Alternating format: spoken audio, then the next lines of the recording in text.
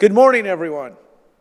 It is my distinct honor to welcome you to the launch and inaugural event of the Paul English Applied Artificial Intelligence Institute at UMass Boston.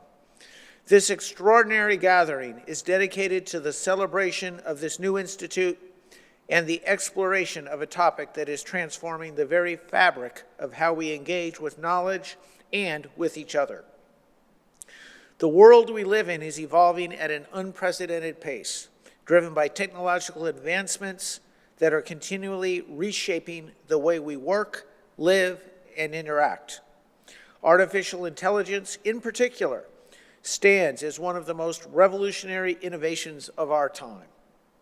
It is more than a buzzword. It is an accelerated catalyst for change, a powerful tool that can amplify our abilities and open new frontiers in all fields, from healthcare and finance to transportation and education. The study and integration of applied AI into education is not just about preparing students for the task of an AI-enabled workforce, though that's certainly part of it. It's about empowering them to shape the future. The skills needed to harness the potential of AI go beyond understanding algorithms and data analysis. Developing and deploying AI takes critical thinking, problem solving, creativity, and collaboration skills. Skills that are vital for the evolving job market and for shaping a better future for our communities and for humanity. As we stand at the threshold of the fourth industrial revolution, where automation and digitization redefine our workforce and our lives, it is imperative that our students acquire the skills and knowledge to thrive in this dynamic landscape. AI fluency can no longer be a niche supplement to education. It must be an essential component of a well-rounded curriculum, a gateway to the possibilities of tomorrow. We are so grateful to Paul's insight and generosity. This is allowing UMass Boston to be on the leading edge of this change. But we cannot forget that AI and the integration of it into education is not without its challenges. Ethical considerations, ensuring equitable access to AI-powered resources are of paramount concern. That is why it is so important that this new institute, housed here at UMass Boston, the third most diverse university in the country that centers equity in public service, is the home for this work. Historically, technological innovation immediately has created inequities of opportunity and advancement. With the launch of this pioneering institute, UMass Boston is poised to ensure our students and our future alumni are contributing their diverse talents and cultural wealth as the leaders of inclusive excellence in workforce and economic development that will drive this new era. Our university steadfastly maintains a strong commitment to transparency, ethics, and fairness as we bridge the digital divide and ensure that every student, regardless of their background or location, has the opportunity to access and contribute to the application of AI. The students and scholars we educate today will drive the future of applied AI innovation in our Commonwealth and beyond. Ensuring that this aligns with the values and needs of our diverse society is of paramount importance. Our students, our alumni, will be the pioneer of AI ethics, the architects of AI solutions that address global challenges, and the champions of a more ethical, equitable, and inclusive world. The launch of the Paul English Applied AI Institute is an important milestone in UMass Boston's journey towards creating a world where all students can reach their fullest potential. And as we build the Institute, we are fortunate to have expert insight from those who have spent years studying and applying the possibilities that AI offers. So I'm thrilled to have this outstanding panel of experts here with us today, who I'll introduce shortly. But I'd like to start with Paul English, the reason why we are all here today, and allow him to talk about why he established this institute at UMass Boston. A two-time alumnus of UMass Boston and an honorary degree holder, Paul is an enormously impactful tech entrepreneur and philanthropist who conceived this new institute and committed $5 million to establish it at the university, along with an associated scholarship fund. Paul is the founder or co-founder of several technology companies, including Boston Venture Studio, Dietz, Kayak, Moonbeam, Recce, Jiangxi, Com, Fun Contact, Lola, GetHuman, Boston Light, and Intermute, just to name a few. He has also co-founded several nonprofit organizations, including Embrace Boston, Summits Education in Haiti, Winter Walk for Homelessness, and the Bipolar Social Club. His many speaking and media engagements include a TEDx talk and an appearance on How I Built This with Guy Raz on NPR. Paul, thank you for kicking our program off today. Thank you.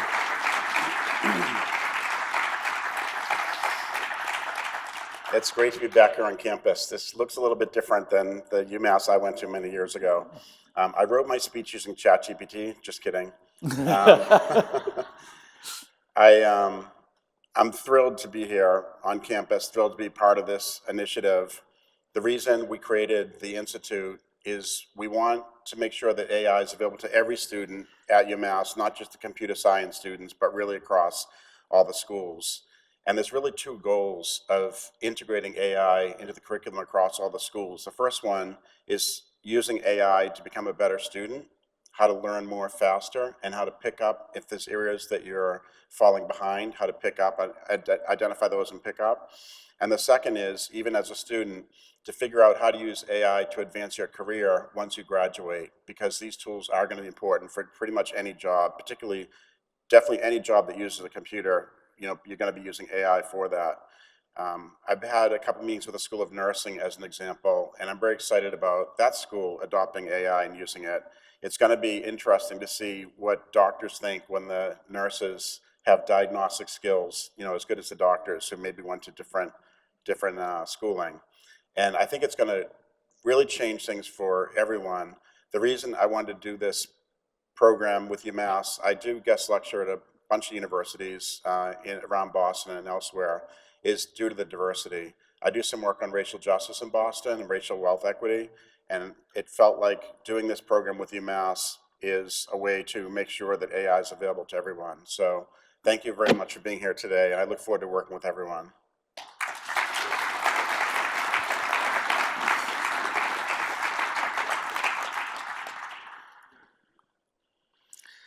Thank you, Paul.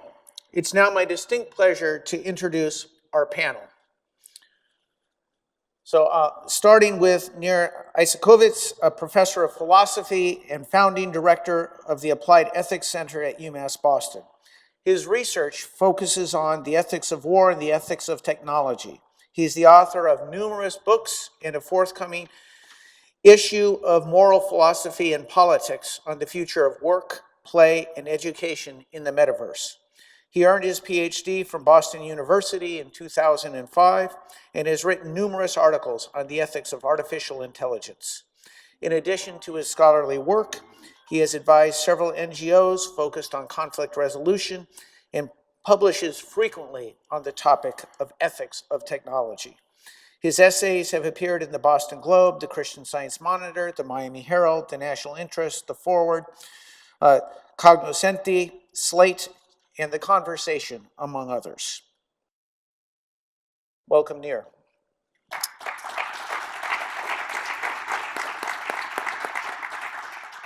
I'm also pleased that we have Ramesh Raskar, an associate professor of media arts and sciences and an associate professor of the MIT Media Lab, where he is the director of the Camera Culture Research Group and is also the founding chief scientist of C10 Labs AI Studio.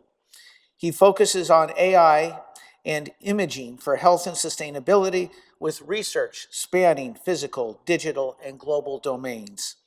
He received the Lemelson Award in 2016, the ACM SIGGRAPH Achievement Award in 2017, both the DARPA Young Faculty Award and the Alfred P. Sloan Research Fellowship in 2009, the 2004 TR100 Award from MIT Technology Review, and the 2003 Global Indus Technovator Award. He has worked on special research projects at Google and Facebook and has co-founded and advised several companies. Welcome, Ramesh.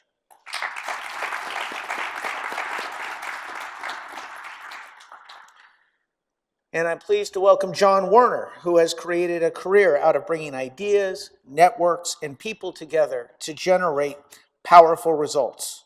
Currently, John serves as managing director and partner at Link Ventures and produces TEDx Boston, whose events have had more than 250 million views online.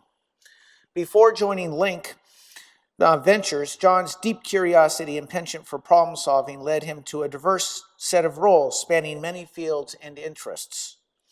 Previously, John was vice president at Meta, a Y Combinator augmented reality startup based in Silicon Valley. John has served as the head of innovation and new ventures at the MIT Media Lab's Camera Culture Group and the managing director of Emerging Worlds SIG, where he led the launch of collaborative innovation centers in Mumbai, Nashik, and Hyderabad.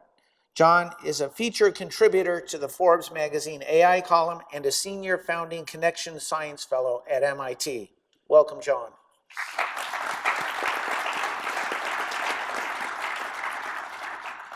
And last but certainly not least is our moderator, Wei Ding. Wei is a professor of computer science here at UMass Boston. She has served as a program director at the National Science Foundation's Division of Information Intelligence Systems from 2009 to 2023. Her research spans data mining, machine learning, artificial intelligence, and computational semantics, applied in fields like health sciences, astronomy, geosciences, and environmental sciences. She boasts more than 140 referenced research papers, a published book, and 3 patents. She also serves as an associate editor for prominent journals in the field and has earned numerous awards, including the National Science Foundation's Director Award in 2022. She has been named a Fellow of the Institute of Electrical and Electronics Engineers and the Asia Pacific Artificial Intelligence Association, and is a senior member of the Association for Computing Machinery. We're pleased to have you here, Wei.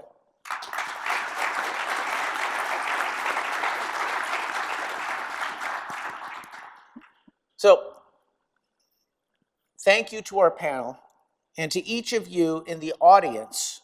Your presence here today is important and matters, and we appreciate it. I am confident that the discussions that will follow will be illuminating. I will now turn it over to our moderator, Wei Ding, to facilitate a discussion followed by a question and answer period. Wei? Sure. Thank you. So we have heard valuable insights from the Provost and Dr. Paul English. So now it's time for us to dive deep into our discussions. So without further ado, let's start with the first question. Okay. So UMass Boston, we know the students, we have really diversified background. Actually, we're the most diversified campus in the New England.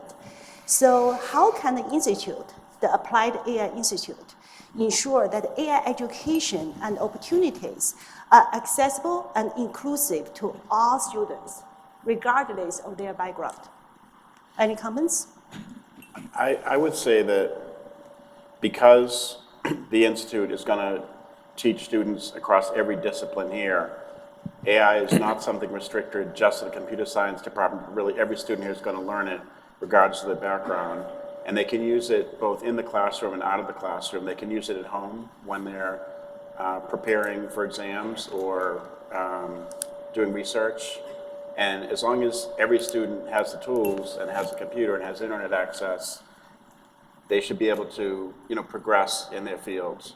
So I think the main thing is just make sure it's available to every student at UMass, not just some subset.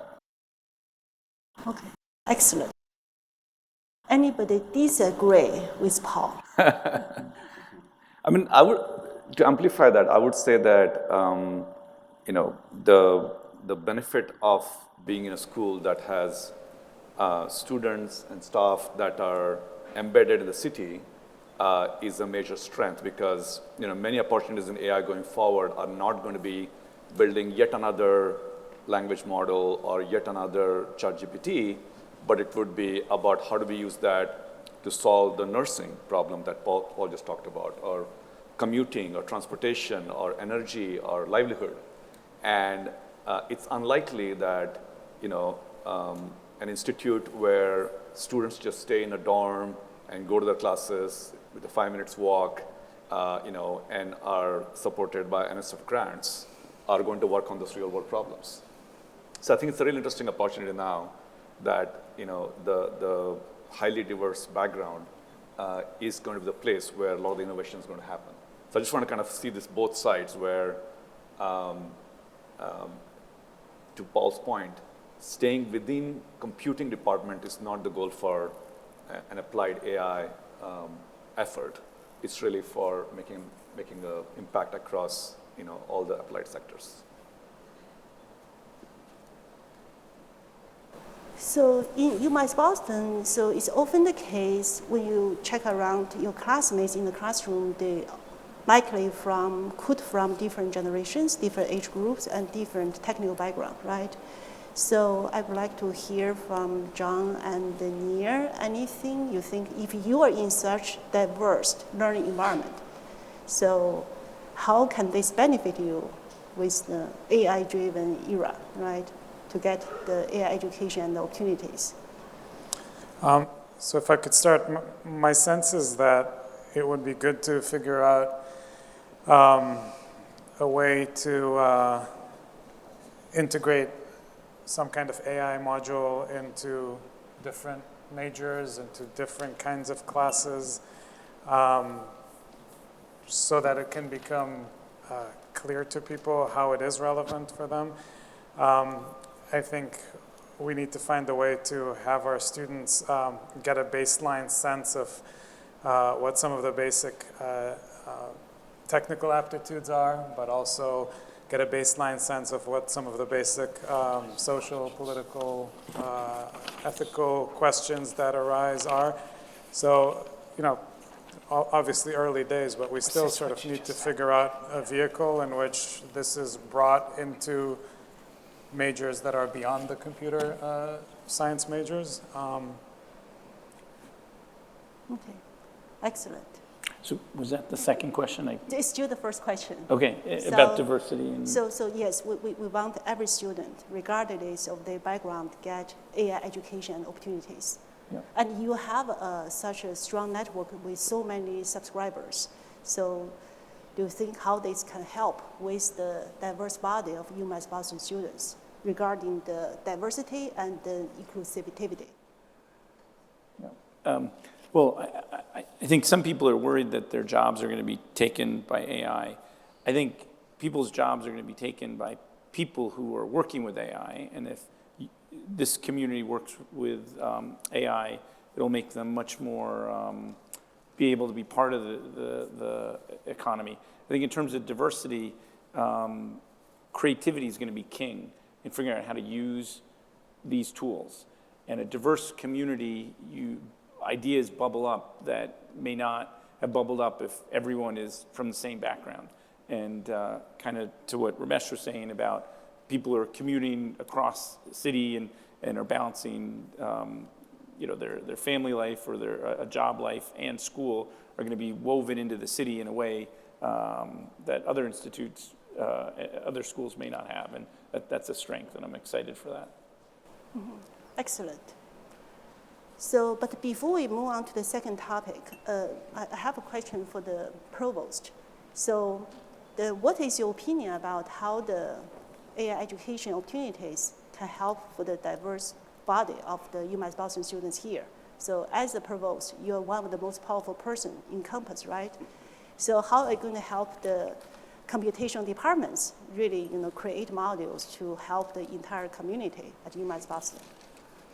Yeah, thanks, Wei. So I think that it's important, right, for us to recognize that even where we have expertise on AI, what we know today is not going to be sufficient next week or the week after or the following week.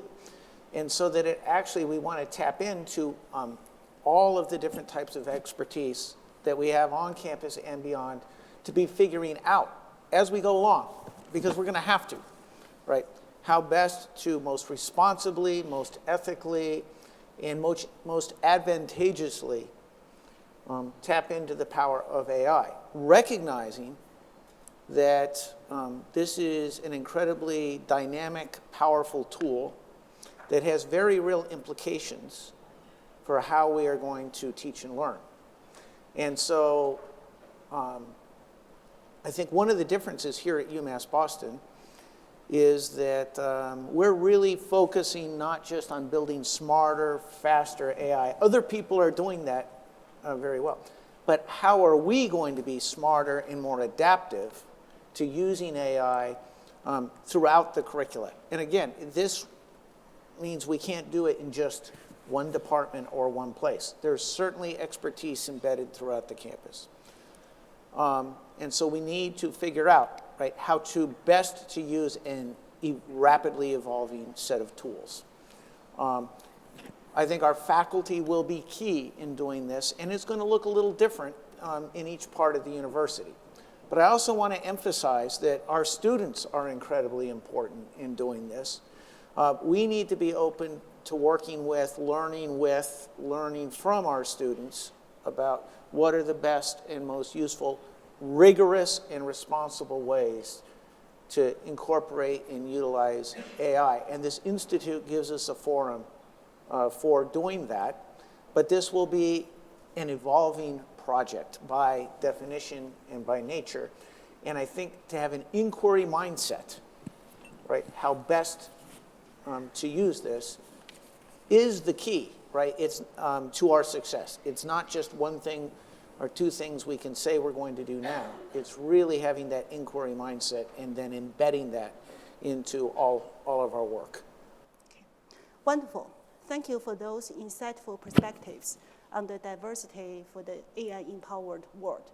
Now let's move on to the second topic, which is also crucially very important. So this is on career development and the impact on students. So the question is, how do you foresee AI playing a role in empowering UMass Boston students for successful careers in a rapidly changing job market? Great. So I'll take that. So my name's John Werner, and I back entrepreneurs.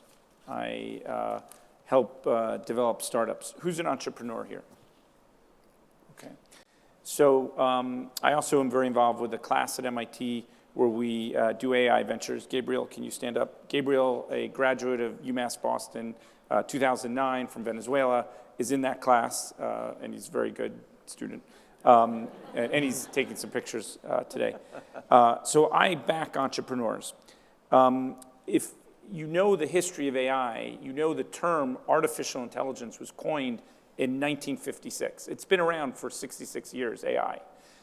If you talk to a lot of experts in AI, 5 years ago, they would have predicted what's happening today was going to happen in 90 years. So just think about that. I'm making a statement that people who are leaders in AI a few years ago didn't think what is happening now was going to happen so fast. Now, in the late 60s, a guy named Minsky and a guy named Papert, I knew both of them, wrote a paper saying this is what's going to happen, and it didn't happen. And there was this big AI winter, and people were saying, oh, you overhyped it, it didn't happen. But clearly today, things are happening that I don't think our society was fully ready for. It's like a tree with roots. You're prepared for storms coming a certain way, and your roots are ready for it, and then you get knocked over from a different way. But that doesn't mean that it's all bad. It means that there are opportunities. I think everyone now is going to grow up with co-pilots, with AI tutors, where they can be learning stuff in ways they hadn't learned. Everyone now can be so much more productive than they could. They can be hyper productive. There'll be radical productivity as a result of these AI tutors. And I also think everyone, and I think there's like 17,000 people at UMass, when they graduate are going to be an entrepreneur because they're going to have these tools at their fingertips. And I asked how many of you are entrepreneurs. I think with these AI tools, all of you are entrepreneurs. Teachers can say, write a book in a week. With these tools, you can write a book in a week. And we may be writing tons of books that AIs read and people don't read, and that's a whole other story. I did bring a few props. This is from a Boston public school, 1901, the Dearborn. And it's the attendance book for each student. And if you flip through it, and you're more than welcome to, you'll see the jobs of the parents, a hooper, a blacksmith. And you see they don't mark you when you're there, they mark you when you're absent. And this data was never compiled. It was became a dusty document. That tells you how different things were 123 years ago. Who does not know what this is? Raise your hand if you do not know what this is. Okay, that should be most of you. This is a slide ruler. If you went into engineering and math, you use this. But because of calculators, we don't use this. The world is changing in terms of the tools we're using. And this is a 100-year-old yearbook from MIT. MIT was a brand new school around the same time that UMass Amherst got started, and it came about because of the Industrial Revolution. The world needed new kind of thinkers to adapt to the times. And with this AI, it's a similar step change.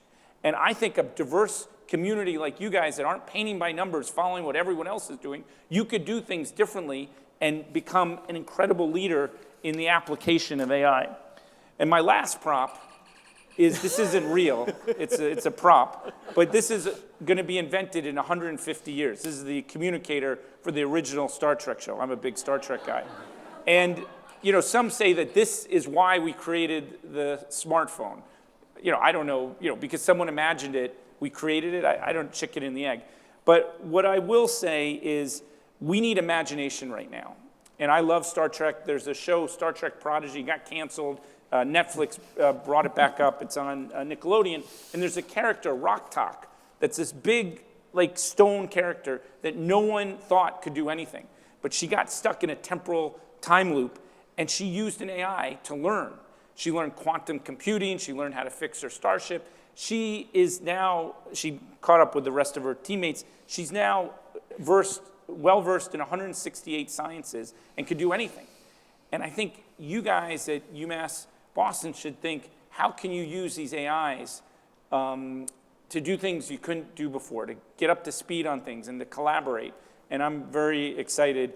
And we need imagination, and this institute could be seen as one of the places where some of the best imagination of how to apply these tools right now. So go get them. Oh, and the last thing, I will say, when I first moved to Boston, I taught at the Devers School, which is like a few blocks from here. And I hired 4 staff from UMass Boston. Keith Moskal, now a famous actor. Saskia Grinberg works for a bank. Brendan Hughes went to Yale and now produces plays. And Laura Gersh from Germany, one of the smartest people I've ever met, even as smart as Ramesh. And we were entrepreneurs. We ran a network of after-school programs because kids got out at 1:30 because the buses rotated back to get the elementary school kids home later. And we got Googlers and doctors to teach 10-week apprenticeships, and we used the city as a classroom. I just think back to 1995 when I started that. If I had these AI tools to kind of think about things to do, use DALL-E and these other tools, you could do things faster, cheaper, and be incredibly entrepreneurial. So the next time someone says, are you an entrepreneur? Because of AI, everyone should be putting their hand up. Really nice. Okay. So John gave an excellent answer for this question, but we also have other 4 excellent panelists. Anything you want to compliment to John's comments? Or? So maybe I could add something. Sure. That was an amazing presentation, John. My sense is, given what John was saying of how fast these changes are happening, that if the presentation is given in 10 or 15 years, the ability to write is going to join the slide ruler there. Whether or not that's in the same category, or whether or not that's the same kind of loss as not knowing how to use a slide ruler, I think is a good question. Maybe it will be replaced by the ability to prompt. Whether or not those two abilities teach us to think in the same kind of ways, I don't think they do.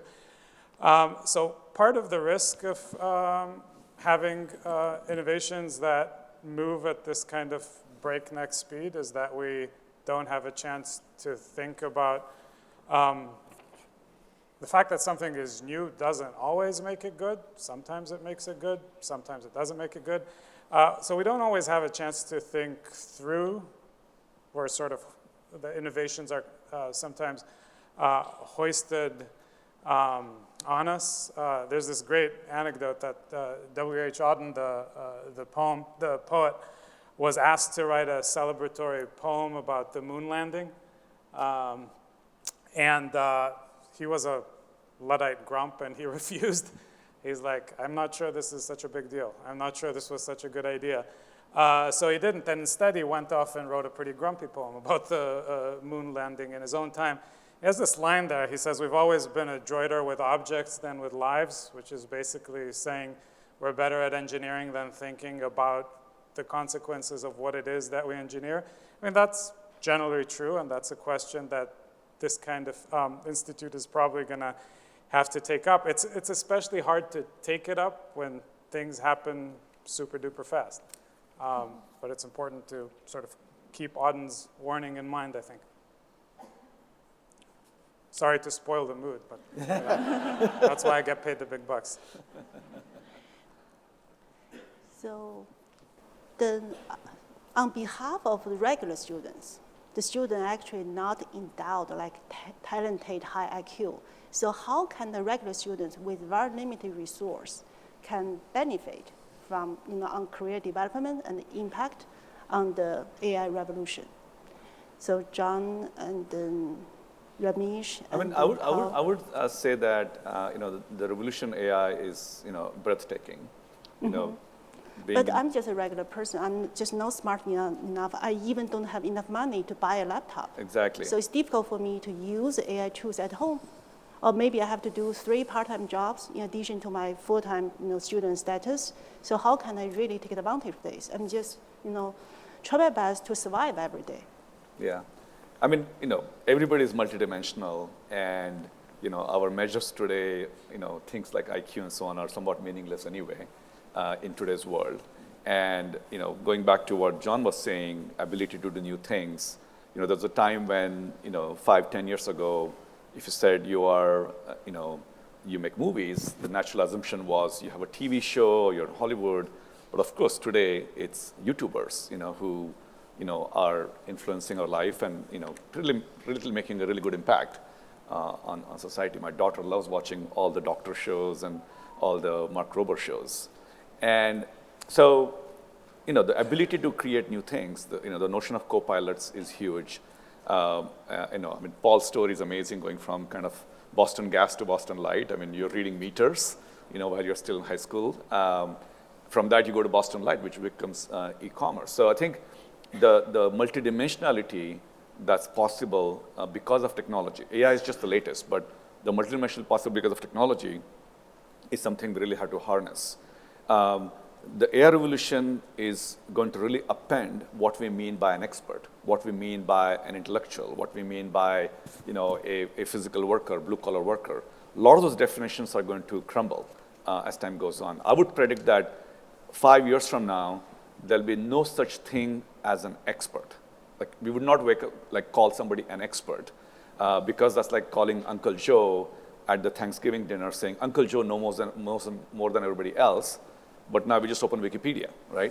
But in 5 years from now, it'll be the same situation. You will not go talk to a tax consultant.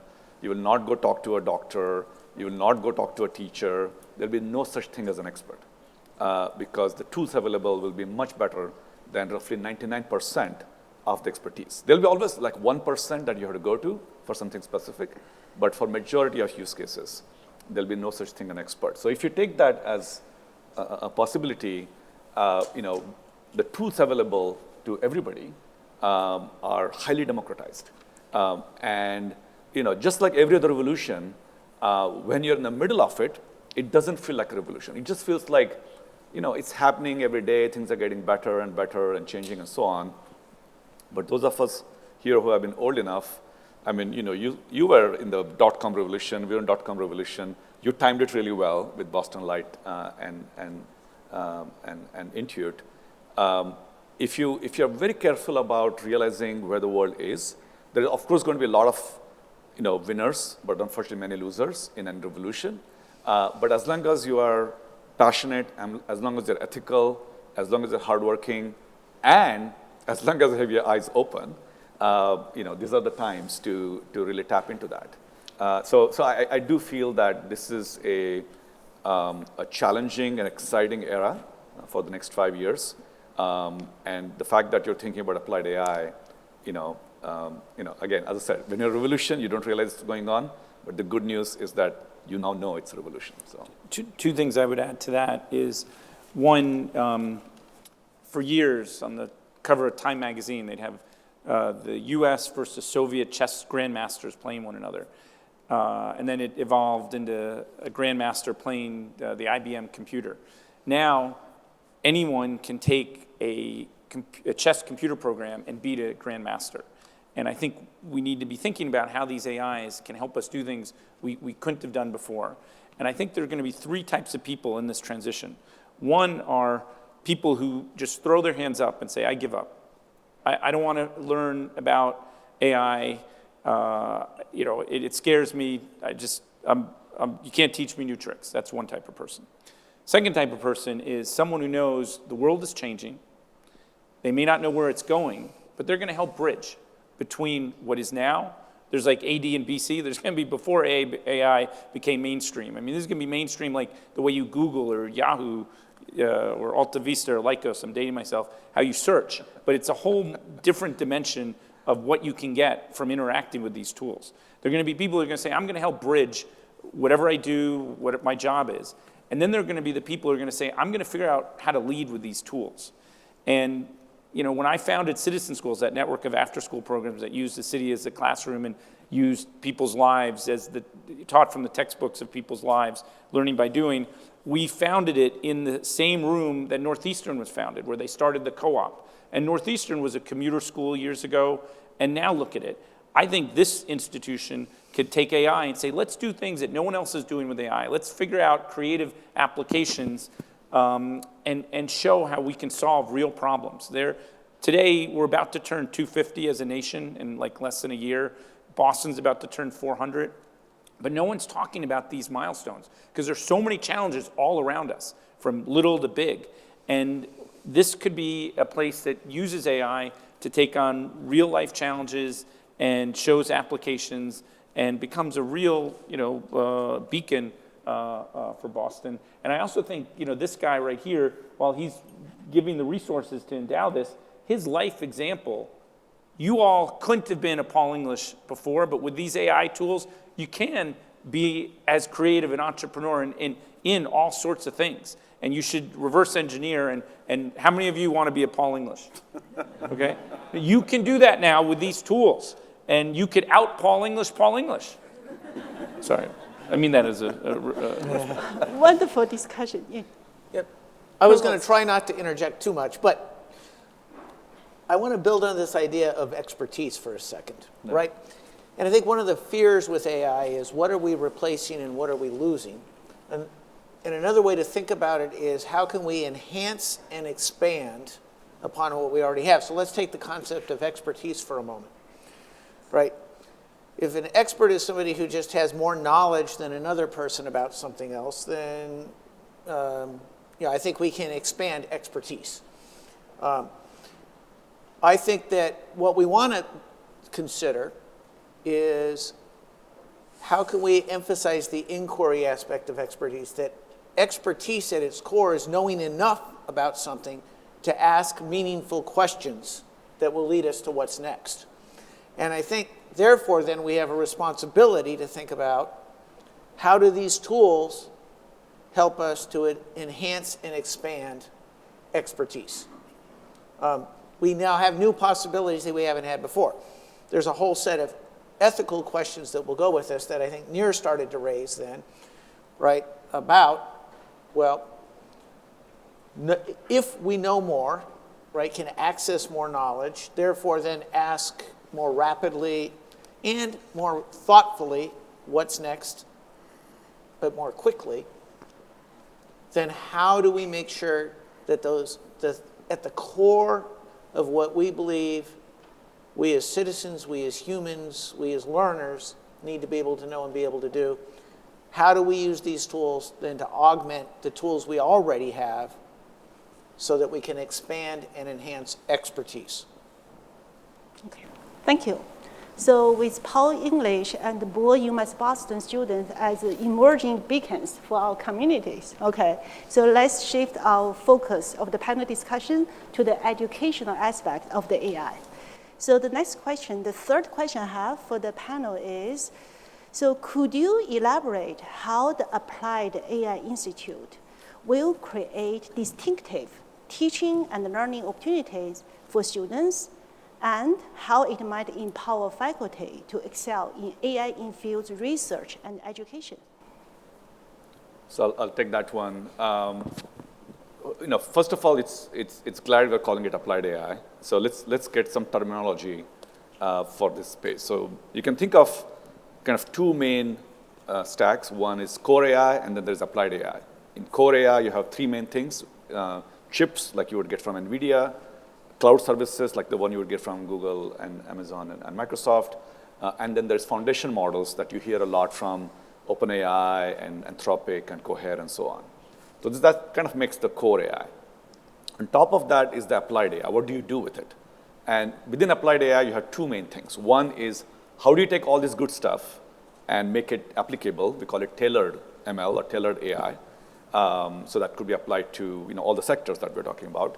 And the one above that is the notion of the sectors themselves, right? So they could be nursing, hospital, education, transportation, energy, and so on. So we have core AI, you have applied AI. Within applied AI, you have two main components. I like to call them screen AI and dimensional AI.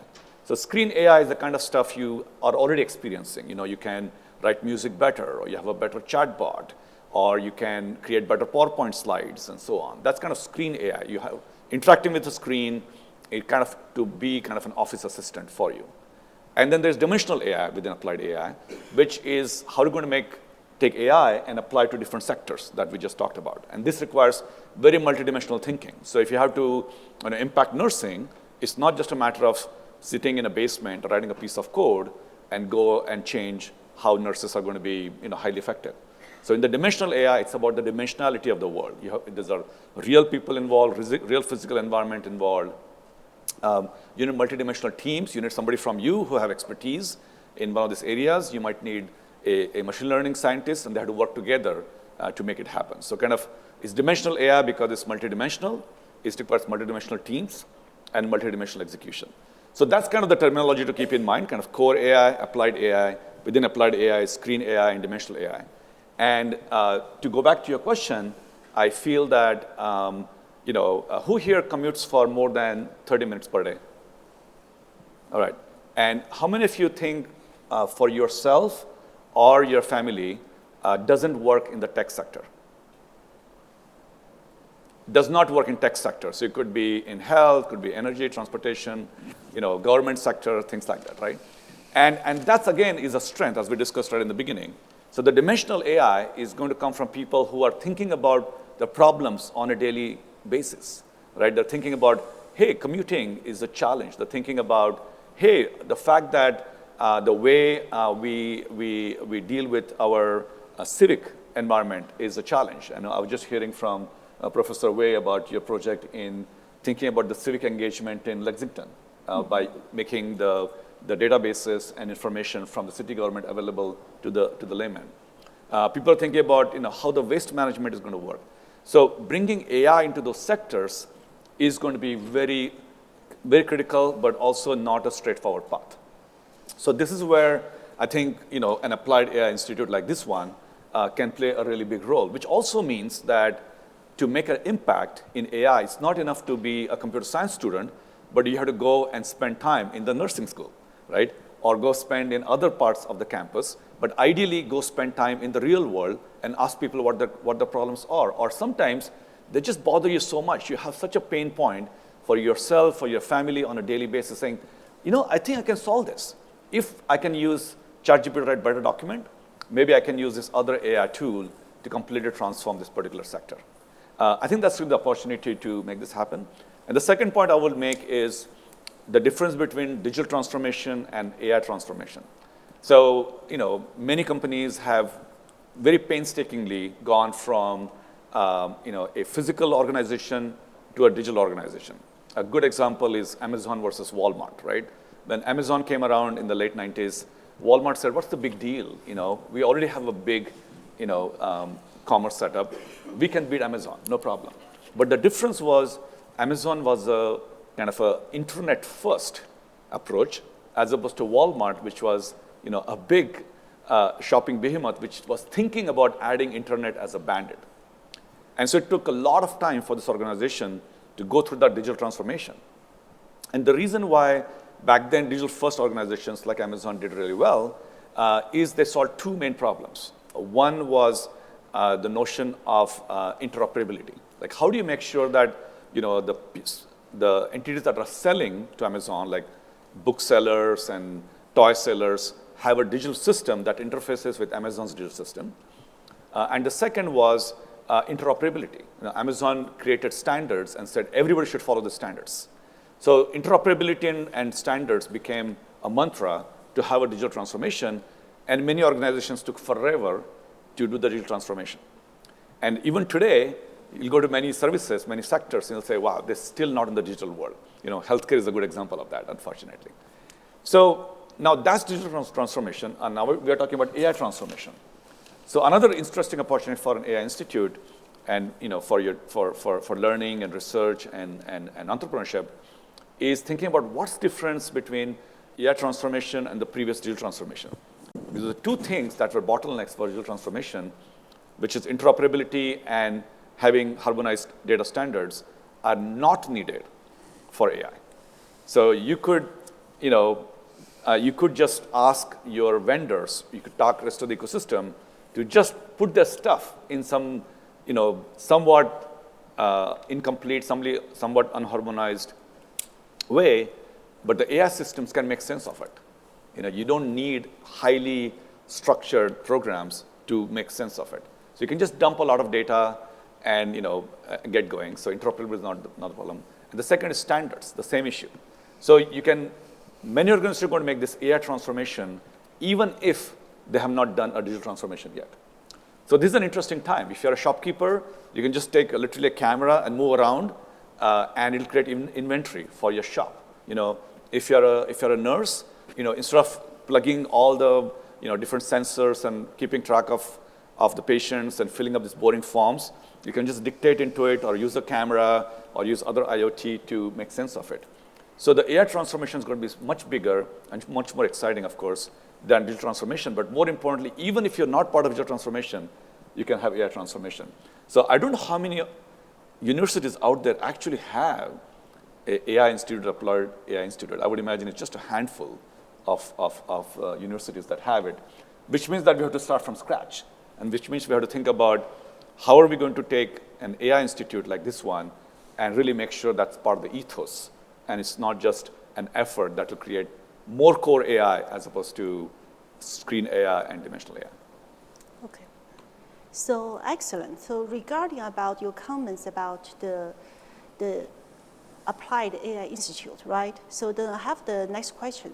So it's essential to consider the local impact that UMass Boston can have in this dynamic landscape. So why UMass Boston? So why we want to have the Applied AI Institute at UMass Boston? Because as I know, more than 80% of UMass Boston graduates stay in Massachusetts, right? So how, in your vision, how can the Institute's initiative in AI contribute to local workforce and the industries, and what role can students play in this process? Yeah, okay, so I have a few thoughts on this. So I used to live in Dorchester. I would take the red line to Ashmont. A few times I fell asleep and ended up in Braintree by accident. Many of you will get that, but not often. When I first moved to Dorchester, I was really interested in the homes around my house. And there was one that apparently had been perpendicular, had been moved on logs, and the guy had died. I never met him right before I moved there, but he died at like 100. But he had gone into the Boston Globe as a paper boy. And he ended up being the nighttime editor. I didn't even realize there used to be 2 editions of the paper. This was before the internet. And he was the editor-in-chief of the nighttime edition of the Globe. And that's an example where you come in as an entry-level job, and then he didn't become the editor-in-chief of the whole thing, but he became, probably number 2. I think in a lot of jobs today, if you go in as an entry-level job, you don't think you're going to head Fidelity or head MFS. But I do think with these AI tools, it democratizes people that are coming in and how they can move up, or they could jump to other industries and apply what they're learning. I also think I ran the Boston Light Swim, a 10-mile swim from the lighthouse into L Street Bathhouse for 10 years. I did it once, and the guys organized it, said, we're not going to do it anymore. And I wanted to swim again, so I said, all right, I'll take it over. It was an insurance nightmare. I was in the water while other people were swimming. Someone could have drowned. No one did. But I love the harbor here. And I think it's obscene that 93 cuts off Dorchester. You have all this valuable real estate on the waterfront that people don't even know that when they think of Dorchester. But you got out on this peninsula, you do have this. And I do think AI and sustainability are 2 of the big issues of our times. And there's a friend of mine who wrote this thing about a hexagon of innovation. It's the intersection of 2 ideas where there's opportunity. Can you explain that hexagon theory that you write about? That's an interesting way to refer back to me. So if you just search for idea hexagon, this is when I was a first-year faculty at MIT, and I would have young students come say like, oh, how do you come up with ideas? And I said, it's not that difficult to come up with ideas. And they said, oh, that's not possible. So I came up with this formula called idea hexagon, where if you have a core of a concept that you might have just heard here on the stage, you can just apply 6 formulas and come up with a whole bunch of new ideas. So it's called idea hexagon. Take a look at it. But the reason why I started believing in that idea hexagon that I had created was my first-year students would come up with ideas that are as good as senior students or even some of the scientists.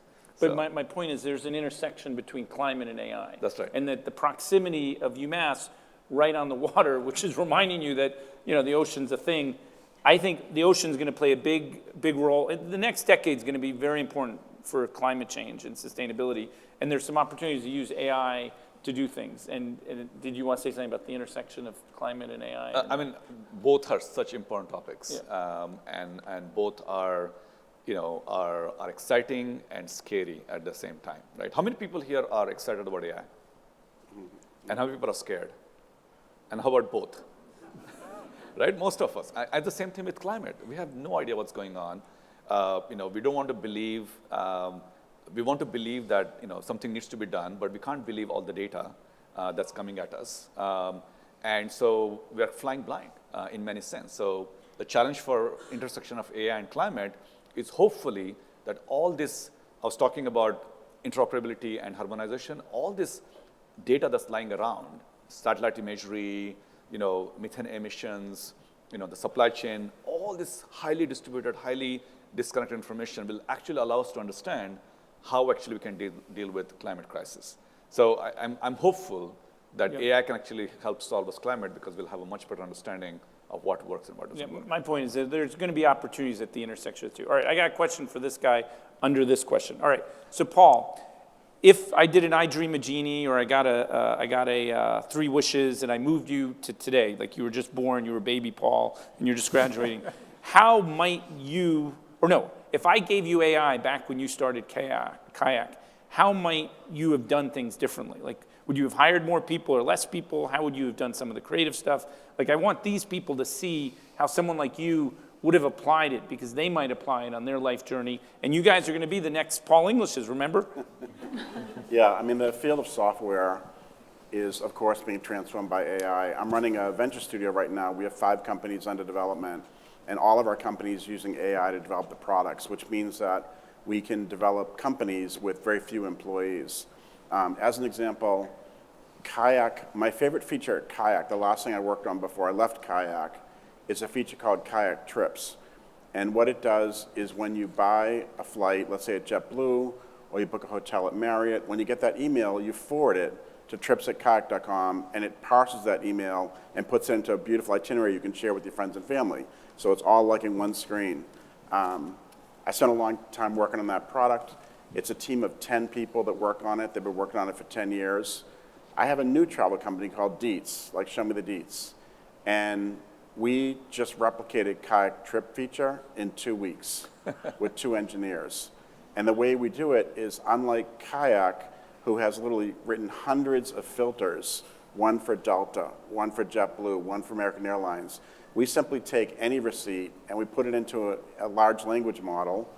Large language models are very good at taking messy data and extracting out the relevant components, and we can create a beautiful itinerary just using a large language model. But I could give another 20 examples of things we're doing at our companies today where AI is either doing the market research for us, doing the graphic design, doing the engineering. Our engineers all use Copilot, the Microsoft product, the GitHub product to help write code. And I think in my company, like for Copilot, both the junior engineers are using it and helping them write more code more quickly, but also the senior engineers are using it to also be able to express concepts at a high level, almost like an English language, and have the computer generate all the code necessary to program the AI. So if I were starting my career right now, I would just try to figure out how every single person in the company can use AI to be better at their job, no matter what their job is. A. I give you an A. So, Paul, can I just jump in for a second here? So, I'm going to ask you a hardball question that I'm going to try and make into a softball question, okay? And this is the intersection of productivity and social responsibility. When a lot of people talk to me about AI, part of the concern is they hear things like, oh, I don't need as many people to do the same thing. So the way I'll frame the question, and now I've talked to you a little bit about some of this, is the trade-off here, right, that you don't need as many people for the one company. On the other hand, now you can create 5 companies, all with jobs at the same time that an effort that it took you to create, or less, one company before. So but maybe you could talk a little bit more about those trade-offs from your perspective. Yeah, people wonder, will AI take jobs away? Because one person using AI can now do the job of a marketing department when maybe there were 5 researchers. Now one person paired with AI can do that job. I do think that with any technology innovation, the Industrial Revolution, the internet, cell phones, desktop computers, there was a loss of jobs, but then a transition to new jobs and new products and new things being created. The world's in a better place today than it was 100 years ago in terms of infant mortality, life expectancy, and any technological change provides opportunity to do more things in healthcare, more things in finance, more things in every industry. I do think that people won't necessarily have to work 40 hours a week now. There are a lot of people who are using AI to do parts of their job, and they then, some people are working 2 jobs at once because they can become sort of AI powered. But I think it's going to change everything. It'll change every job, and that will create new opportunities, new companies, new industries. Thanks. Wonderful. So having discussed various aspects of AI's impact, we must now turn our attention to a critical dimension, ethical considerations. Okay, so what are the main ethical concerns as AI in general and the generative AI such as ChatGPT in particular plays a larger role in our everyday life? So as a faculty member, I'm worried about student cheating, right? They may submit their report, but then it's really just copy-paste from ChatGPT. So even Paul in the morning have a joke about my opening remark is copied from the ChatGPT, right? So any discussion, any concerns about ethical considerations? Yeah, so I'll kick that off.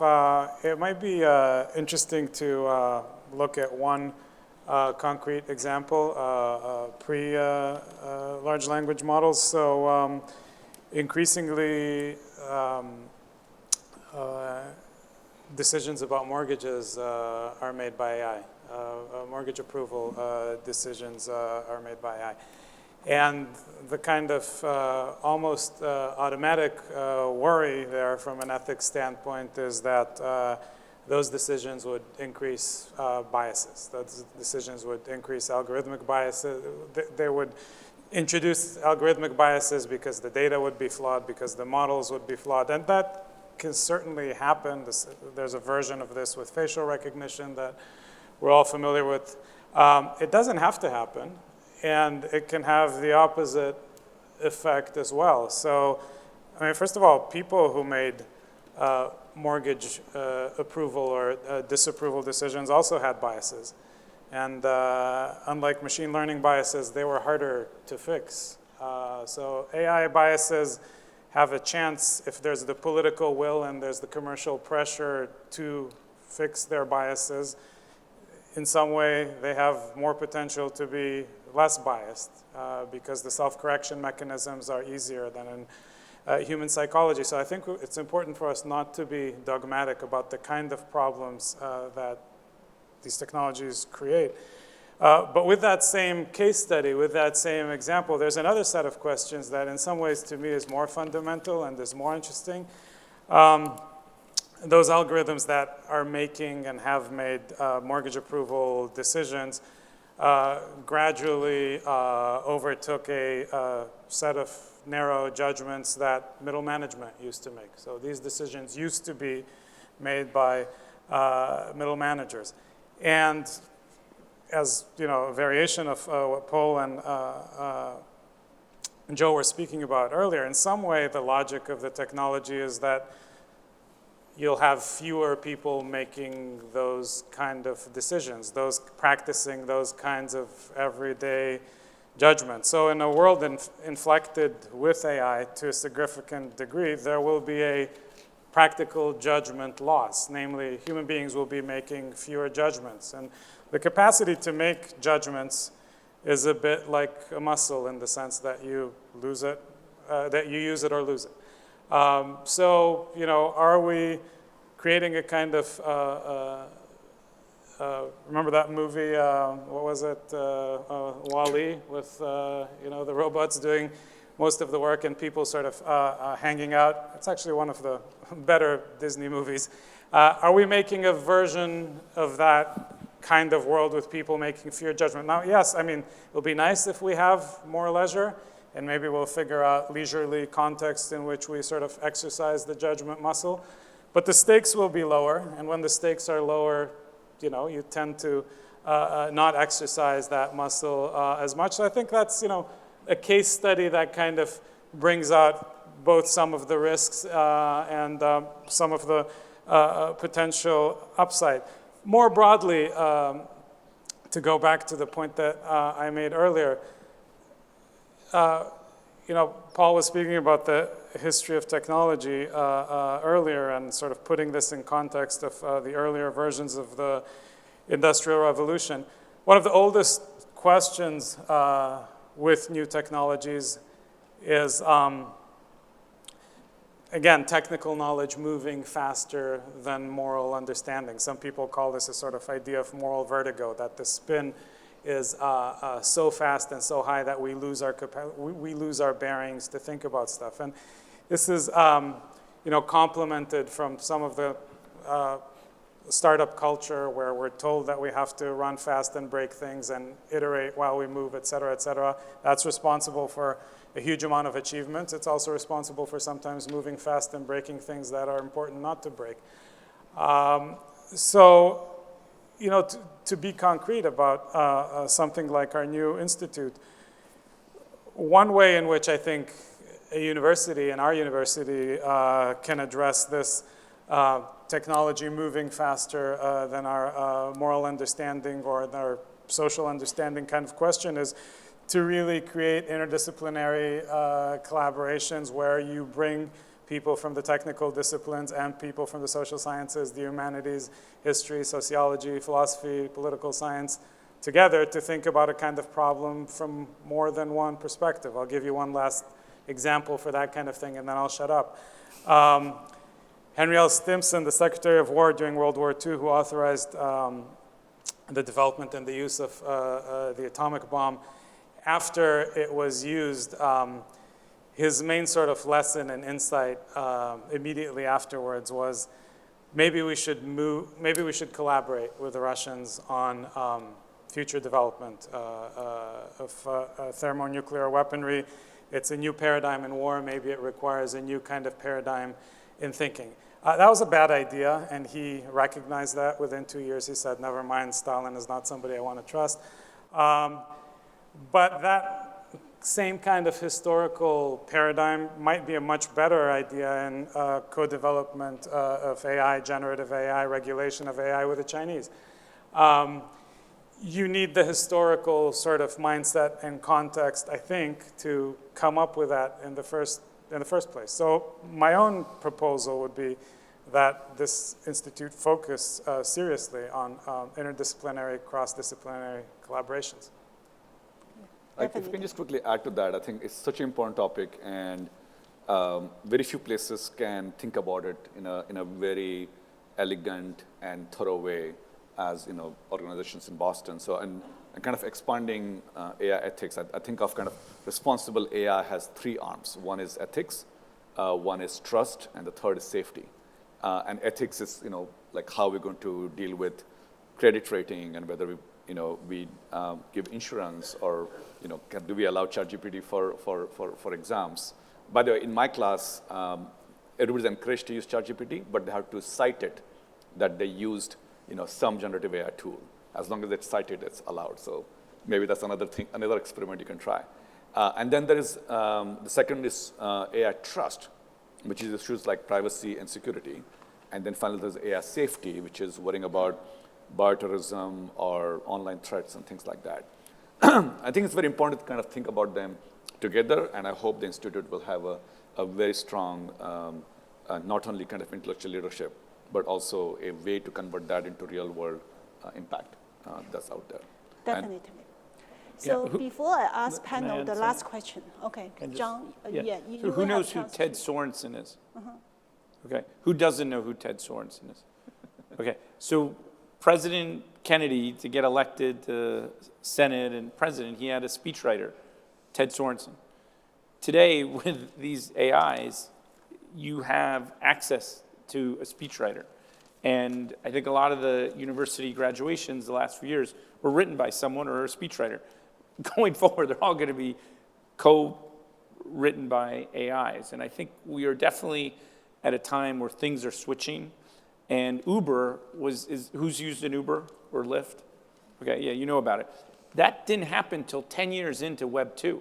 We had smartphones, we had the internet, but someone didn't say, hey, let's create this ride-sharing thing. There are going to be things like that for this moment. And it could be come up with people in this room. And someone very wise once said to me, with all this AI, we're going to redeploy humans to work at bringing up better humans. Because AI will change some of the jobs, and some people won't have the jobs that AIs can do now. But maybe we can double down on trying to make a better kind of product in people. I think there are a lot of challenges right now. And this school, I feel like you can experiment with things in a way that other big schools that are just looking to their left and right, trying to copycat what their peers are doing, you guys can do some things that no one else does, and then you become the new normal, and this becomes the center point of academia in the history of the galaxy. Yes, better UMass Boston in future, right? So before I ask the panel one quick question, the last question, I just want the audience to know. So when preparing for the panel, Paul English panel and the provost make me to be clear, understand our most valuable audience are the students. So your voice, the students' voice are of utmost the most importance to the panel. So I want you to be aware we have 2 microphones at else. So if you want to ask questions for the panel, it's time for you to line up. And while for me to ask questions for the panel, then you can just get ready, okay? So 1 question per student, please line up. So we will take questions from the students. So because I'm going to take advantage as a moderator because I'm the representative for the faculty members, right? So I would ask you, for faculty members, what support and resources will the Applied Institute offer to enhance their expertise in AI? So I just want the audience to know the question actually was from the provost. Then I want to ask this question as the last question to finish the panel. Do you want to take that? Yeah, I'll start, and then you can, everybody else can jump in. So, I mean, I think that a theme here, right, is the promise and the peril of applying AI in all aspects of our work, our lives. And so how do we be intentional, right, about how AI impacts our work here at the university, right? And there's going to be trade-offs. If we choose to ignore it, then we're making a decision, right, that's going to have particular trade-offs for ourselves, our students in the university. Even if the other end of the spectrum, if we choose to embrace it, then how we do that matters. And so I think that for the faculty to think about how can we enhance, right, our ability to cultivate student learning in productive ways that respond to the very real opportunities and challenges in the world is important. None of us can do that alone.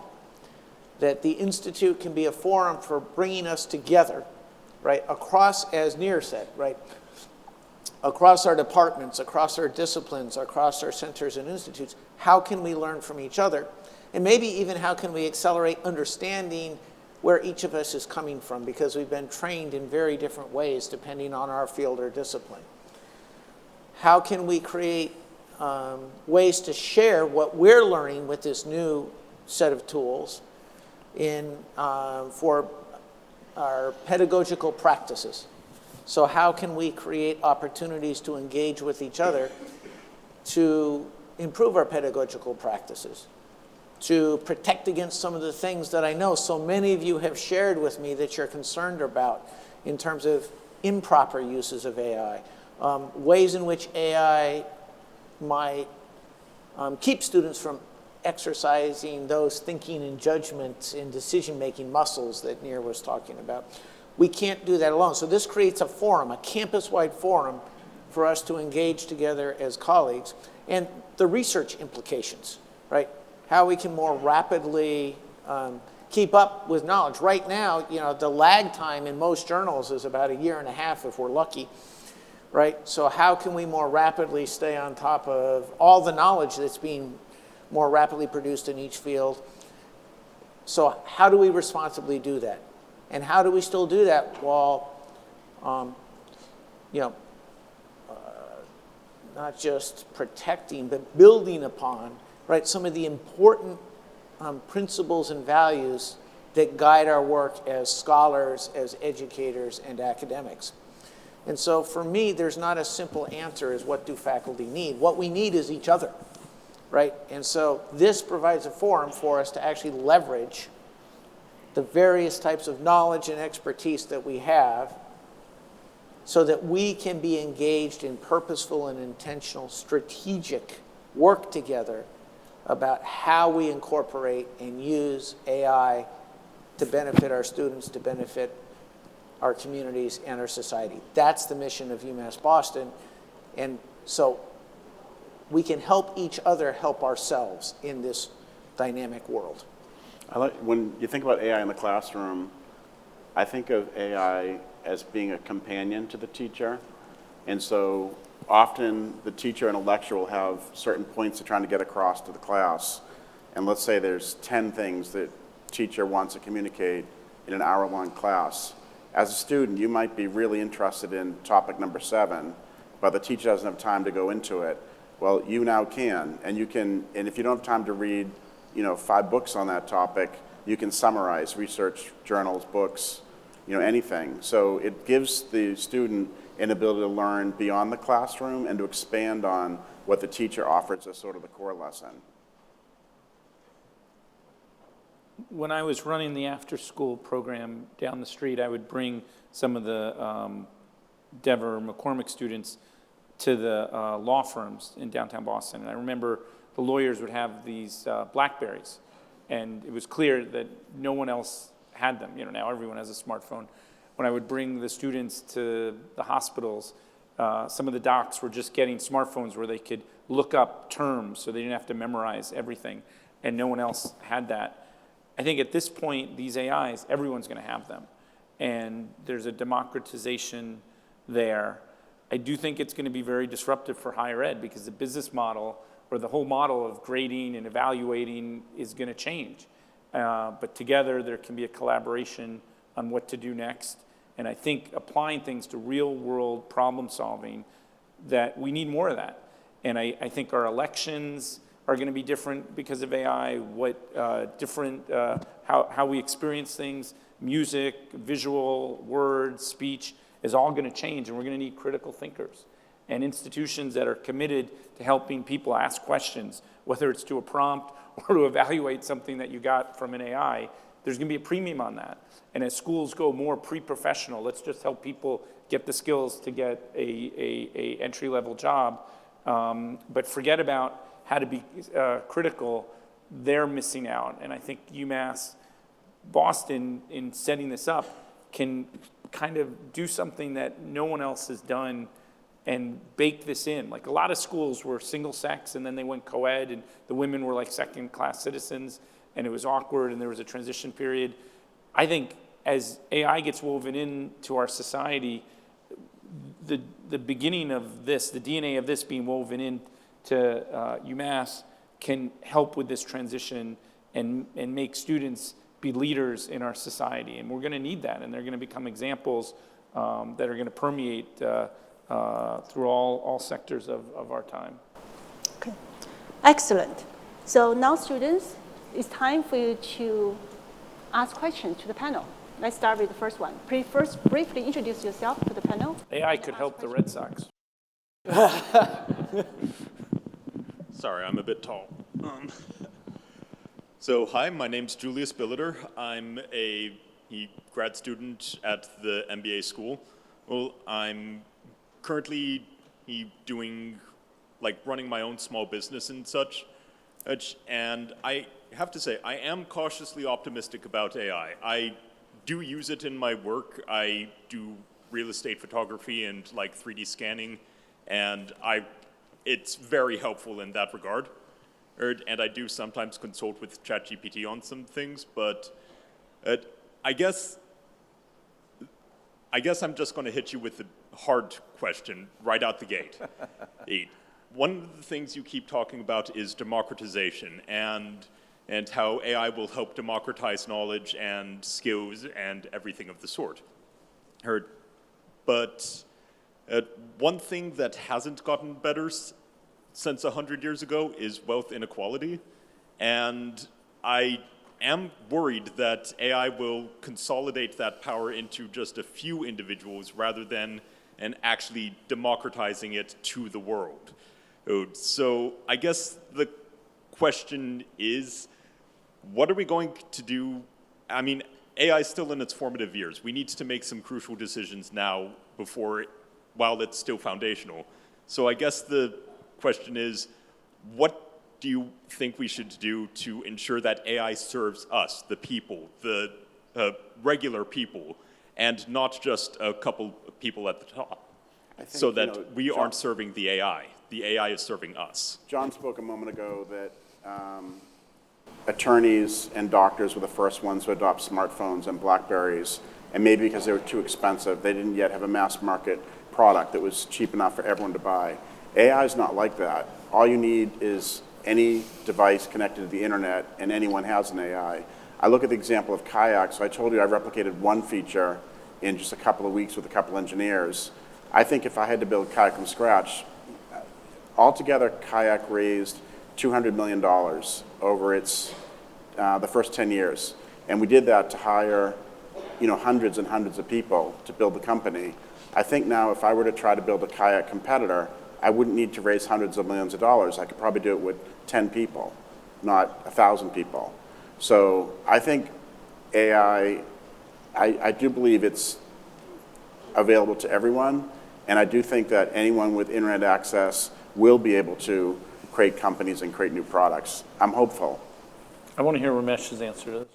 Yeah, it is, I mean, it is a two-edged sword for sure. I mean, as John and Paul said, I mean, folks can do it if they're aware, if they're going to, getting a degree from a place like UMB where you have an AI institute, but a lot of the world is not going to have that. So it is a challenge.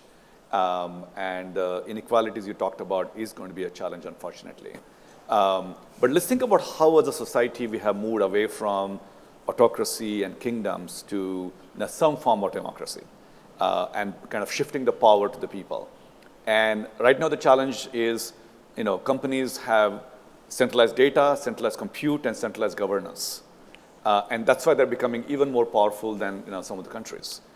And how do we go from this highly centralized AI to decentralized AI is actually what I do in my research at MIT, which is, how do we have millions of small AIs that are out there, a nursing AI and ed AI and energy AI and so on. They all work together. They're all compensated for all the good work they're doing. All of us have a control over our data. We have ability to actually monetize our data in some form, and so on. So how do we create a highly decentralized AI is what I'm actually working on. I don't want to say that this is the way it's going to go, but we are making an effort. So, if you're talking to anybody influential, whether it's a politician or leader, make sure you make this point that AI has to be democratized, just the way society has democratized. And there are ways to get there. And at the same time, if you're using a product from a big company, go and use the product from an underdog. Try to kind of encourage, just like we used to say, like don't just do your purchasing at big box stores, help your neighborhood. I think we're do the same, start doing the same thing in AI as well. I think it's going to be a very rough road. There's no doubt about that. It's going to be, unlike previous revolutions that have taken 5, 10, 20 years to get deployed, and we had time to adjust as a society, for this one, we just don't have enough time to adjust because everything's going to happen in the next 3 to 5 years. So it is a challenge, but let's keep our eyes open.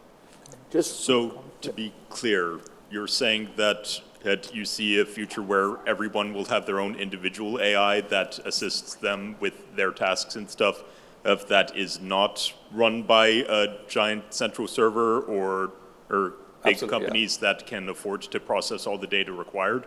Yeah, so I mean, the dream is that every nurse who has looked at patients can actually monetize from that and learns from it at the same time maintaining privacy. Or every lawyer who is at risk can actually Or contribute artists. to that and so on.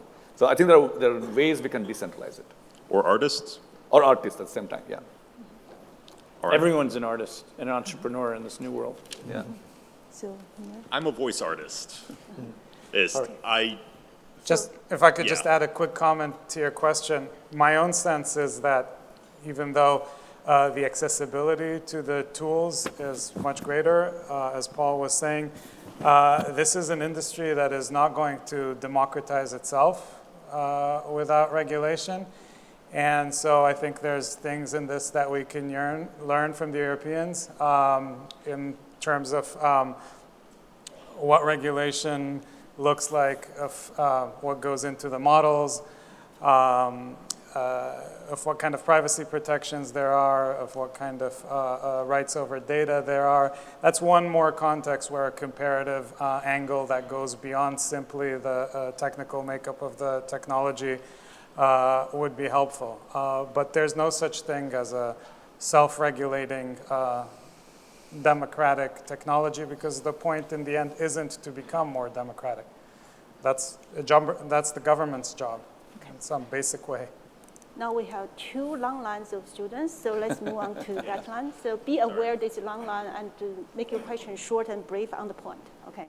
Thank Do you. we want to have, like, here, like 5 questions at once, and then we can pick and choose? That might be Oh, faster, yeah. excellent. Okay, 5 questions. And we may not Okay. answer you, but that doesn't mean we don't like The first question first.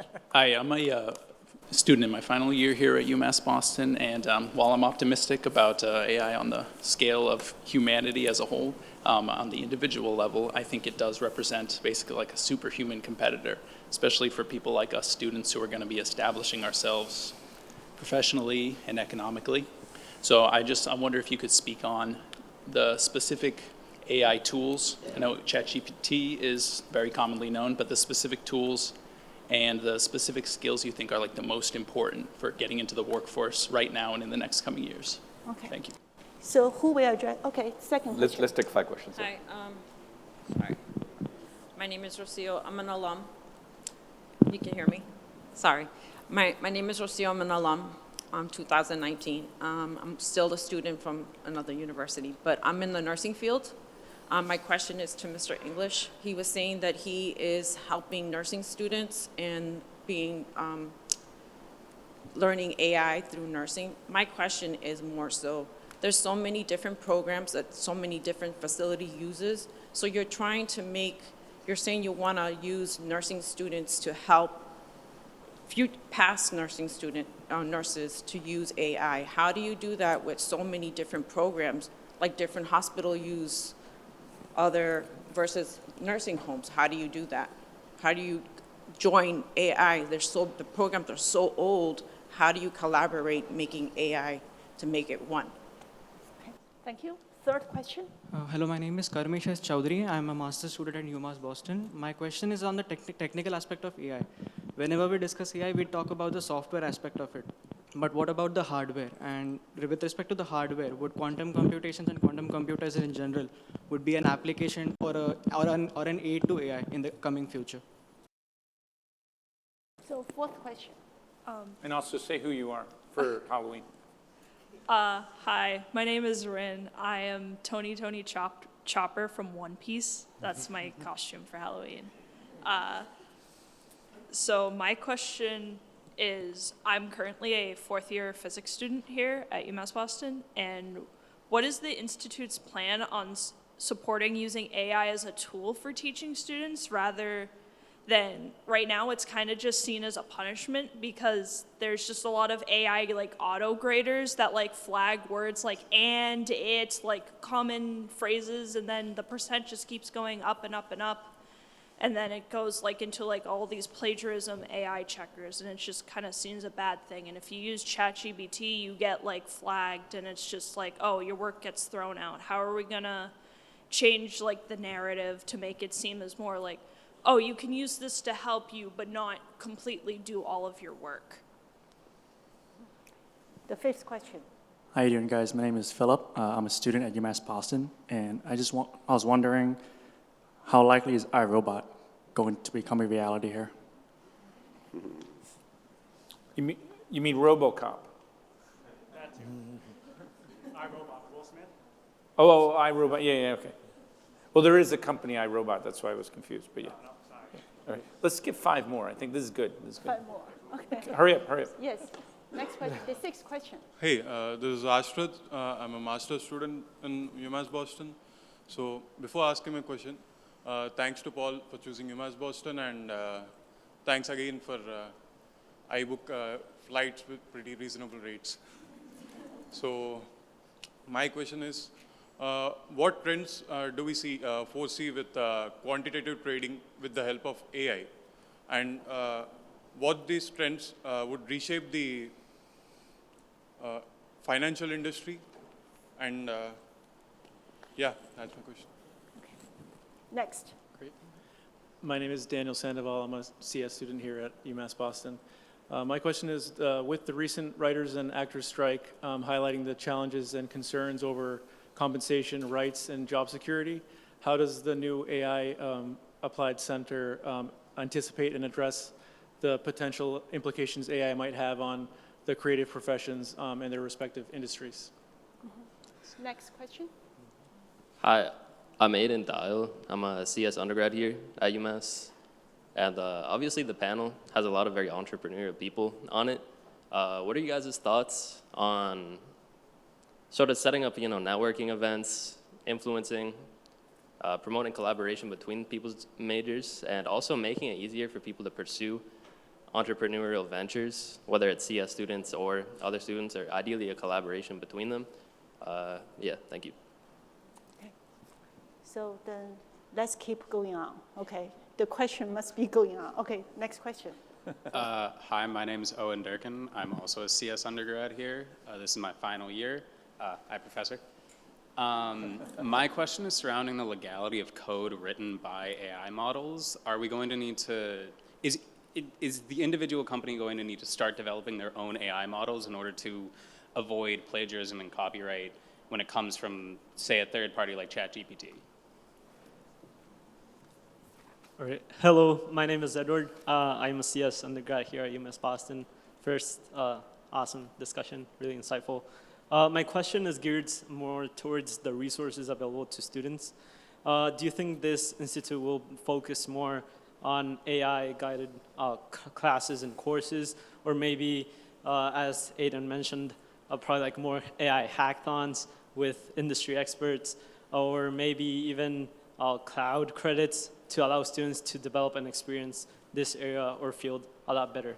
So yeah, my question gears towards like, how do you view the institute with students in terms of resources? Thank you. Next question. I'm Givens. I'm an alumni. I received the Master's of Education back in 2020. And my question is, how do you foresee AI creating opportunities within the workforce for low to mid-income earners in the country, no matter their race and ethnicity? Hi, my name's Alan. I'm a third-year PhD student here at the Computer Science Department in UMass. So my question is, obviously industry has a lot more resources than academia. So what can academics like us kind of, give to the AI advancement? Thank you. Hi, my name is Rashank. I'm a grad student. So my question is, how can we ensure accountability of the AI tools? I mean, you said that in future they are going to replace the specialist. So they are also going to replace the decisions made by specialists. So how can we ensure the transparency in that case? Thank you. Hi, my name is Asad. I'm a grad student here in physics department. So during last semester, there is not a single night that I could thought of like ChatGPT or any other AI could finish my 4-year series or something like that, and I would go to sleep early. But unfortunately, ChatGPT doesn't know how to complete 4-year series or any other physics, like computational physics. So I am trying to, if I want to build a ChatGPT that could compute my physics question, how I could approach? Hi, my name's Emma. I'm an undergrad CS student. I recently read an article about people like falling in love with personalized AI chatbots. And on one hand, this could mean lonely people or people who have a hard time socializing could have a really easy companionship. But on the other hand, like what if people start preferring the company of AI to like other people because it's a lot more agreeable and like a lot more predictable? As AI becomes more human-like, what impact will it have on socialization? Hey guys, my name is Prithvi, and this question is directed to Mr. John, and I would like to ask you, so since you all know that you were a part of Meta, I just wanted to ask if you were a part of the Meta headset team, and what were the various challenges that were faced by the team in order to develop that headset, and how did you go about, just training those AI models? Yep, so that's my question. Thank you. Yes, please. Hi, my name is Mia Allen. I'm actually a computer science graduate from Tufts University way back in the 90s, but a UMass Boston Masters in Education alumni 2017. And my question is, how does the Institute envision working with Boston Public Schools or Boston youth organizations, community organizations to bring all of that you're talking about to Boston youth? Thank you. Hi panelists, my name is Nishika, and in the course of my studies I've noticed a significant number of educational websites referencing ChatGPT while including disclaimers about its potential accuracy. So my question is, how might AI impact the authenticity of information, and is there a risk that AI could potentially alter or manipulate existing data? Hi, I'm Lisa Middens. I'm a UMass Boston alum in history, and I have a background in social and cultural history, so people have touched on this a little bit, but I just wonder about just the history in our country of big leaps in technology being wonderful for a certain sector, and then places like the Rust Belt, where people are just left behind, and other, in West Virginia, and so what are there thoughts about how to bring around the social and political will to make sure that AI doesn't increase inequities, increase the wealth gap? Hi, my name is Sanjana. I'm a graduate student studying my master's in computer science at UMass Boston. And my question is, so as you know, AI is like a huge tool for us to gain information and learn things quickly, but I can also put off tasks of doing my homework because I know the power of AI, and I can just procrastinate for the longest time and then complete my assignment on like a final date of the deadline. So my question is, how much importance do you give to teaching students how to optimize AI for your benefit instead of just forcing them to use it practically, but also in the sense of how you do that? Thank you. Thank you. Hi, my name is Holly DeBlois. I'm an adjunct faculty member here in the computer science department. I earned my PhD in 2019 in computer science, writing algorithms. I see that the largest disagreement in what you have said today is whether expertise will exist in the future. Yet all of you agree that critical thinking is essential to what we are doing. I propose that we have a subcommittee that look at some long-range hopeful proofs that rest on infinities, the infinity of what computers can do for us and the infinity for what humans can undertake are not the same, and the human dimension will always be larger. Be glad to help on the subcommittee if you have any interest. Have a good day. Thank you. Hi, I'm Greg, and while we don't have the AI to organize all of us for ourselves, and with the democratization of possibility, what way do we have to guide the ideas, the wisdom that are gained by the democracy to existing leaders, existing mentors, and existing resources? Thank you. The last question. Hi, my name is Sricharan. I'm a master's student in UMass Boston. So my question is, like, we are seeing what AI can do. Like, we are seeing ChatGPT, what it is capable of, what it is able to learn. Maybe in future, what if there is another mission? What if those two missions start communicating to each other? And it's a generative model. As we know, it learns as it goes. So what if there is a situation that they both talk to each other and all the data they want, they can delete it? That's a possibility, right? Because it's a learning model. So how can we address that? Because that's a drawback of AI as well. As sometimes when it's learning, it may also de-learn as well. So that is my question. Okay, excellent. So we clear both queues. Now the maybe panel. I can take a few of these. So yes. There's three questions that were related to each other. One about getting into the Boston Public Schools, getting into the Rust Belt, and also diverse communities.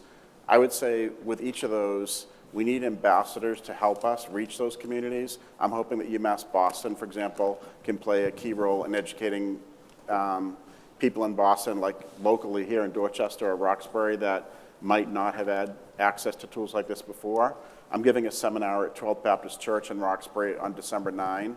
If anyone wants to help me co-teach that, particularly any students of color, if you could reach out to me, you'll be able to get my info later. I'll figure out how to do that.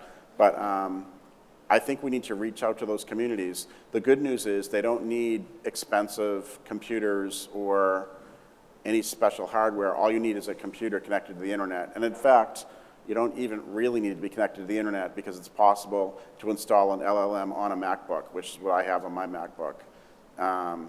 So in terms of reaching these communities, the Rust Belt, the Boston Public Schools, communities of color and diverse communities, we need ambassadors to go out and do it. And it can be as simple, my seminars are going to be in person in Roxbury, but a lot of this can be done online as well on Zoom or set up Discord servers. Like, I don't know if there's a Discord server yet here at UMass for AI, but if not, one of you should set one up and people can help each other. The other nice thing about learning AI is AI can teach you how to use AI. I don't know if is this being recorded? Yeah. It'd be interesting to have someone transcribe all of the 25 questions we just had and feed them all into an AI and to publish the questions with the answers from AI. Such a good idea. Creative thinker. Excellent. I'll take a couple. Thank you for saying that because, I mean, I grew up in a very modest family, very small town. My parents wouldn't even let me go to a college that's like 5 kilometers away. They wanted me to go to something that's nearby. And I think it's important to realize that certain tools like education and good healthcare can really allow people who really want to kind of break through that cycle, the negative cycle, and allow them to break through. And I hope AI is one of those tools that allow many people to break through. Let me take two questions that came up. One was about kind of how scared we should be about AI, about its ethics and school and so on. And you may not like what I'm going to say, but it's just practical, which is it's like the weather. You can be very worried about it, but there's not much you can do about it. I think as an individual, as a student right now, it's good to ask like two simple questions. What do I want?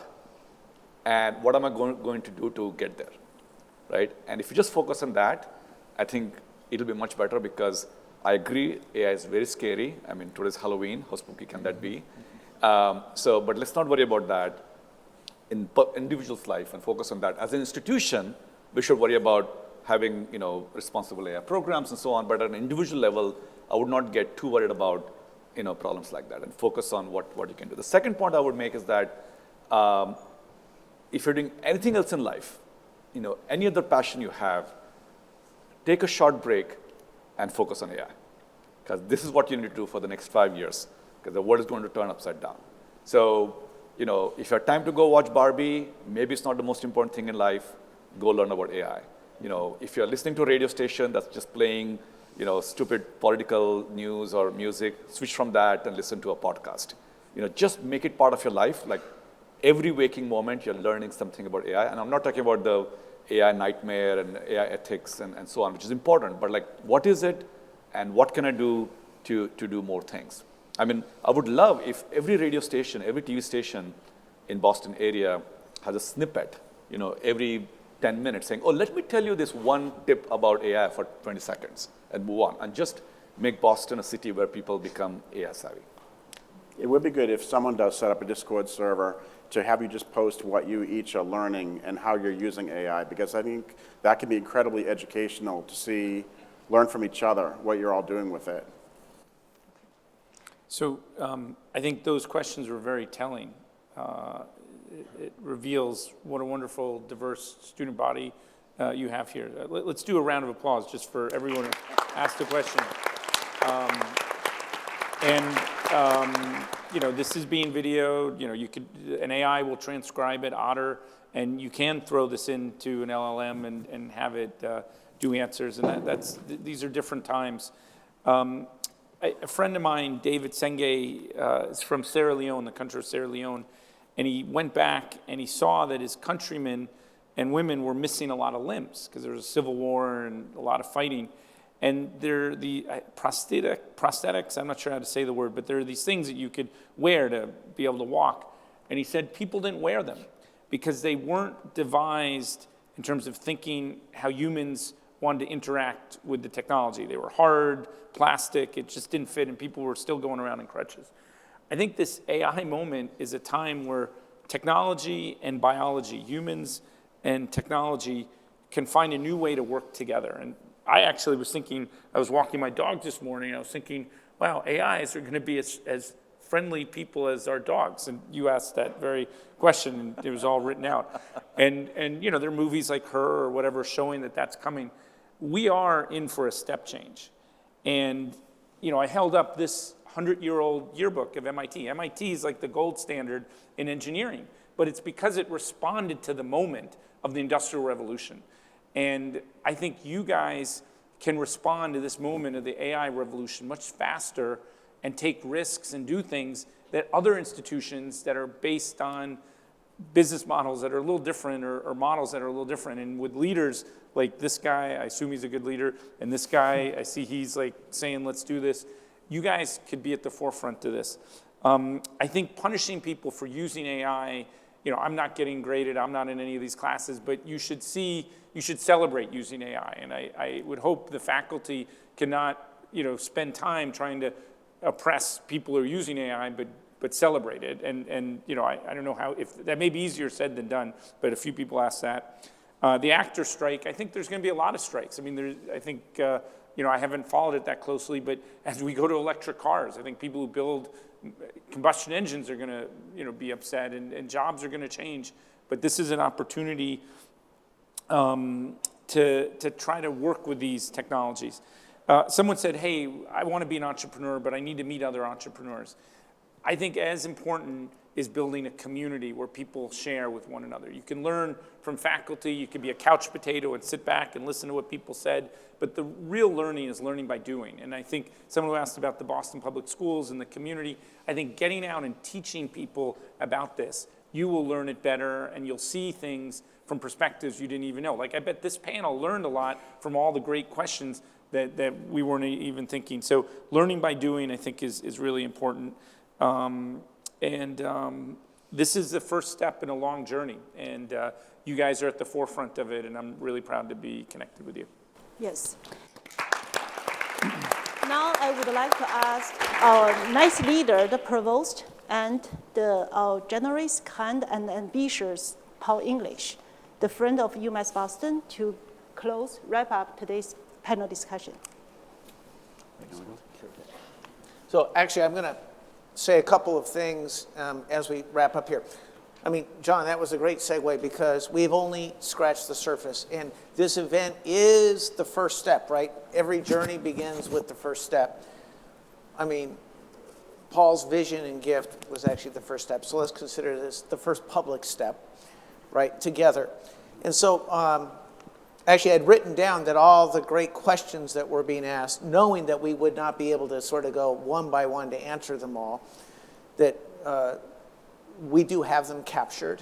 And I wasn't thinking we would get an AI-generated response to each, but we can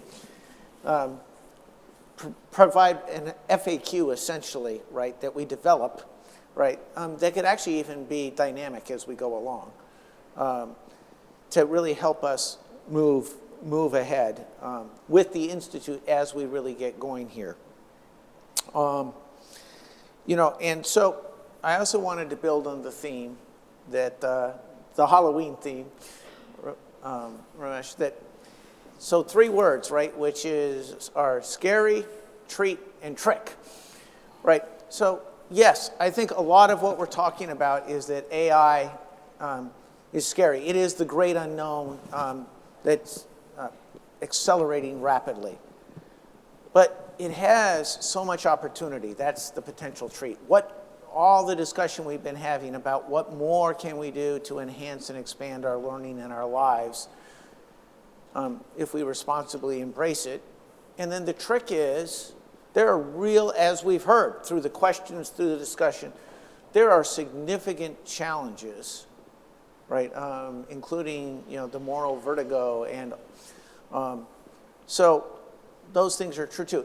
But it is our agency. It is the fact that we are creating this institute here at UMass Boston, which is a champion of equity, inclusion, and social justice. This is the place to be addressing those questions. This is the place for us to think about what we do locally on campus, but how we influence our communities and societies so that this doesn't create the kind of gaps that have been historically created when we have innovations like this. Those are fundamental questions. And I embrace that challenge. We all need to embrace that challenge, and it is a real challenge. But again, this is one of the first steps. So much more to come. I do want to, finish. And Paul, if you could come up, please. So we do have a gift for Paul. Thank you. Should I open it now? Sure, please. And while you do that, let me say,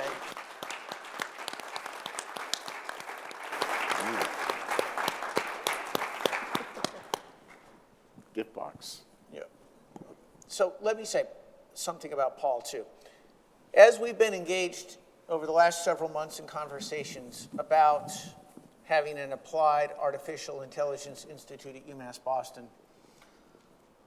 every conversation I've had with Paul has started with and focused on UMass Boston students and the fact that our students represent the core of our communities, that we provide opportunity and benefit from our students who bring amazing talent, inquisitiveness, talents, skills, cultural and linguistic wealth, that in a city that has more university students than any others, no university embraces that the way we do.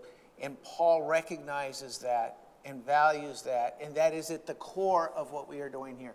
And so for that, Paul, I thank you very, very deeply. Welcome.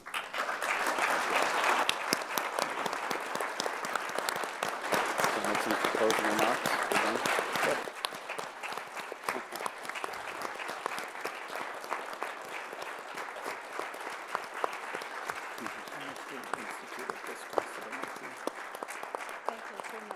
So I'm going to turn it over to Paul to just make some brief closing remarks, but I really want to thank Wei and Nir and Ramesh and John for helping us engage with the UMass Boston community as we get this institute launched. Paul? Thank you. I just want to say briefly for the students in the audience, I know we have a mix of student and faculty. Don't wait for us and the faculty to give you all the answers to this. You should get started immediately and start learning from each other. A lot of the professors are going to be learning from the students who are in this hall right now. So get started immediately, share information, share best tips, and I hope that we develop sort of an AI virus where we infect the city of Boston with the knowledge from UMass Boston. I hope that you all bring this back to your families and your own communities so that we can take the learning that's going to happen here across the different schools and spread it out across the city. So I really look forward to that. And then, I had one other point I wanted to make. I guess just thank you for your interest, and let's get started. This is going to be a lot of fun. So thanks, everyone.